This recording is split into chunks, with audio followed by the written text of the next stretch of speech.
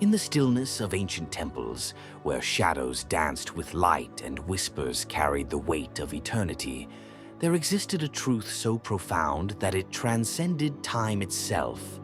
Before banks lined streets like monuments to commerce, before stock markets pulsed with frenetic energy, before empires were forged through conquest or cunning, there was only one form of true wealth: inner mastery. The ancients knew this secret.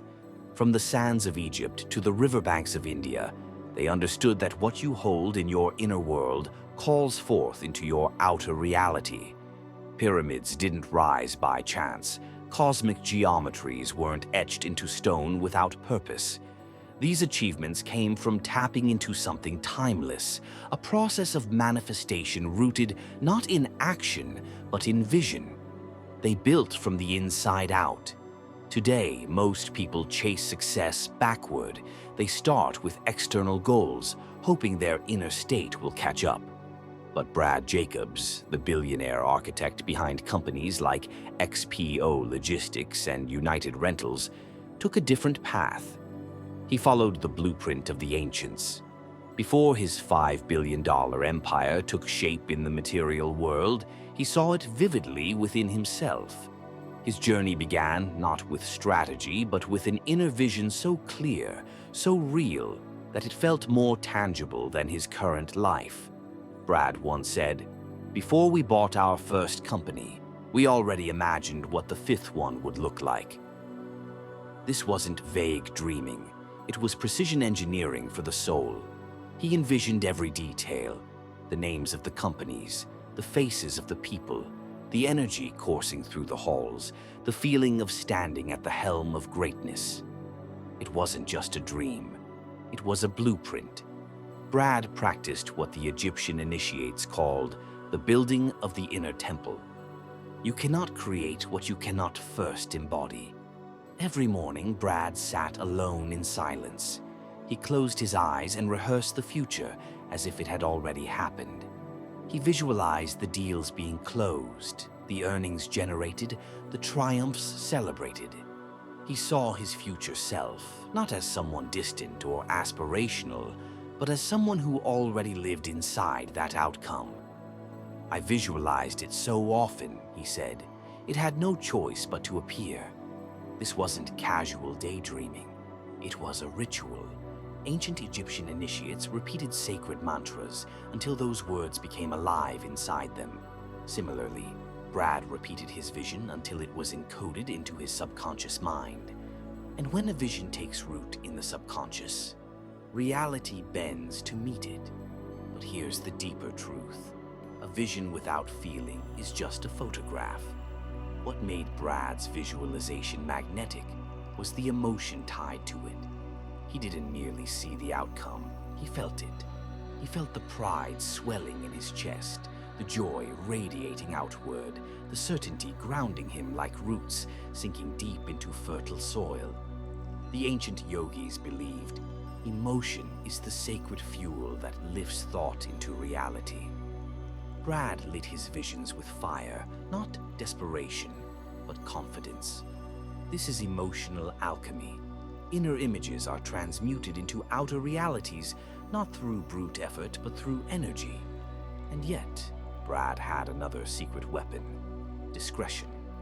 Like the mystery schools of old, he kept his most powerful visions sacred, shielding them from doubt, mockery, and the unconscious projections of others. When a vision is young, it must be guarded like a newborn flame. As the ancients taught, do not expose the seed to wind before it takes root. Brad instinctively understood this principle. He cultivated his inner empire in silence, nurturing it until it became unshakable. This wasn't secrecy, it was spiritual strategy. Only when the inner foundation was solid did he move outward into the material realm. Now, let's be clear. Brad wasn't sitting in lotus position waiting for money to fall from the sky. Once the vision was alive within him, he acted decisively. He studied markets, built teams, risked capital. But, and here's the key, he didn't act in panic. He waited until the energy was right, until his inner compass whispered, "Go," This is aligned action. It's not about grinding relentlessly against resistance. It's about striking with precision when the universe and the inner self are in full agreement. The Egyptian warrior kings were trained this way. Move with timing, not tension. Brad followed the same law. Aligned action is lightning guided by wisdom. You might wonder, what about fear? What about resistance? Did Brad feel these things?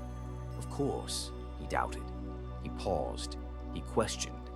But he didn't build from doubt. He built through it. He strengthened the inner voice until it drowned out the noise. And here's the part most people miss. Brad wasn't obsessed with money. He was obsessed with creation. He wanted to build something lasting, powerful, meaningful. This is purpose-driven manifestation. The ancients would call it Dharma in action. He wasn't stacking numbers on a balance sheet. He was crafting a legacy.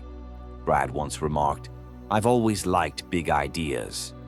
The kind that keeps you up at night, but wakes you up with energy." He followed the fire of inspiration, not the chains of pressure. And that fire became his compass. So let's talk about mental state. Brad didn't just visualize success, he conditioned his nervous system. Every time he imagined victory, he also imagined calm, poise, and readiness. This is how he trained his body to feel safe in abundance. Many people sabotage wealth because their nervous system perceives it as unsafe. Too much attention, too much change, too much uncertainty. But Brad rehearsed abundance until it felt normal, familiar. That's not just visualization, that's nervous system reprogramming. Ancient mystics sat in stillness for hours, not to escape reality, but to rewire their response to it. Brad did the same, though his tools were spreadsheets instead of sutras. Different instruments, same symphony. And here's another powerful secret. Brad didn't micromanage the how. He stayed open. He allowed the universe to arrange pieces he couldn't predict. Instead, he held the essence, the feeling, the outcome, the vibration, and trusted the rest to unfold. That's faith. Faith isn't blind, it's focused. It says, "I know where I'm going. I don't need to know every turn." Brad built his empire twice, once in the unseen and once in the seen. That's the forgotten law. What is real inside becomes real outside. Throughout history, great creators have walked this path. Michelangelo didn't carve David out of marble because he wanted fame. He carved it because he saw the statue within the stone, waiting to emerge. Nikola Tesla didn't invent alternating current electricity because he sought riches.